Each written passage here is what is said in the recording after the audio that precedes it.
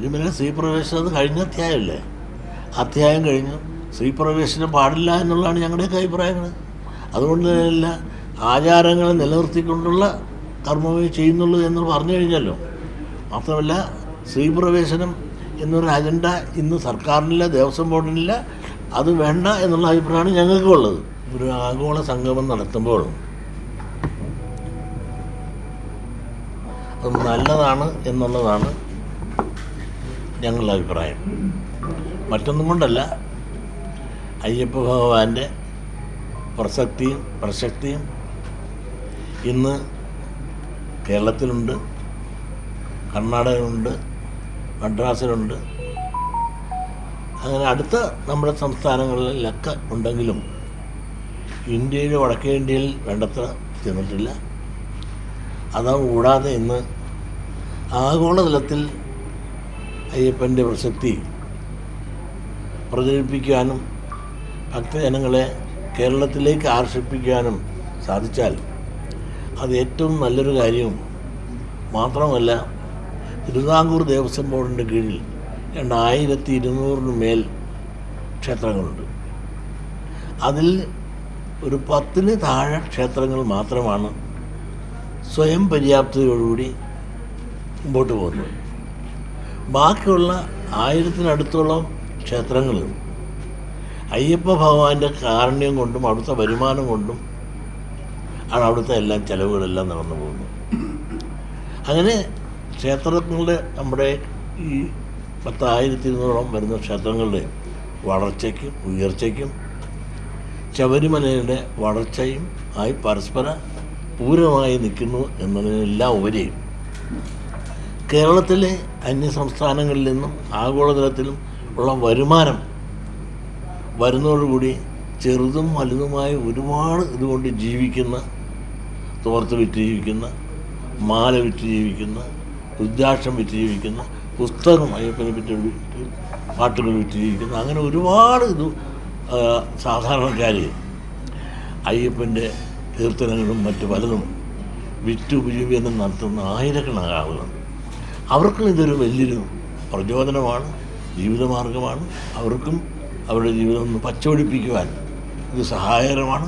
അതിനെല്ലാം ഉപരി നമ്മുടെ കേരളത്തിൻ്റെ സാമൂഹികവും സാമ്പത്തികവുമായ വളർച്ചയ്ക്ക് കൂടി ഈ സമ്പത്ത് കേരളത്തിലേക്ക് വരുമ്പോൾ അത് സഹായകരമാകും എന്ന് വിശ്വസിക്കുന്ന ഒരാളാണ് ഞാൻ.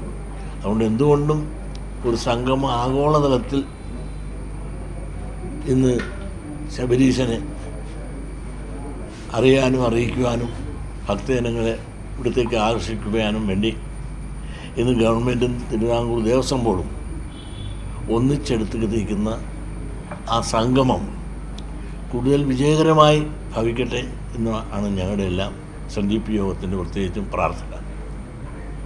ഈ സ്റ്റാലിനും ഉദയനിധി സ്റ്റാലിനും മുൻപ് നടത്തിയ പരാമർശം ബി.ജെ.പി. ആയുധമാക്കുന്നുണ്ട്.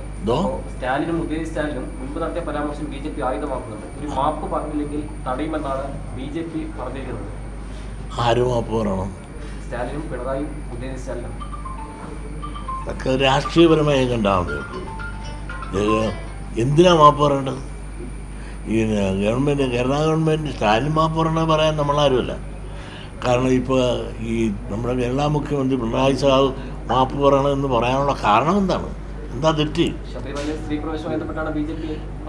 അതെ, ശബരിമല സ്ത്രീ പ്രവേശനം അത് കഴിഞ്ഞ അധ്യായമല്ലേ, അധ്യായം കഴിഞ്ഞു. സ്ത്രീ പ്രവേശനം പാടില്ല എന്നുള്ളതാണ് ഞങ്ങളുടെയൊക്കെ അഭിപ്രായങ്ങൾ.